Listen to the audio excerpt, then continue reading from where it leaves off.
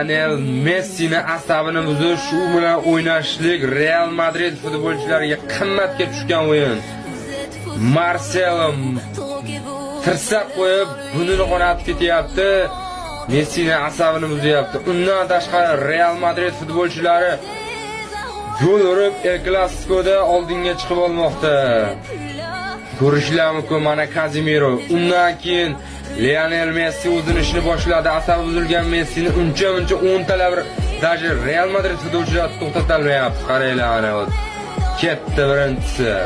Ikkinchidan keyin Ramos yana uni jig'iga tegib battar qilgan tufayli Realda onasini ko'rsatib tashadi. Mana bu endi ancha eslab yuradi. Ronaldo hatto chiday olmay so'kib yurib turadi Real Madrid futbolchilari. O'shancha ko'p aytaman, Lionel Messining asabini buzmanglar, aks holda o'zlaringizga yomon bo'ladi.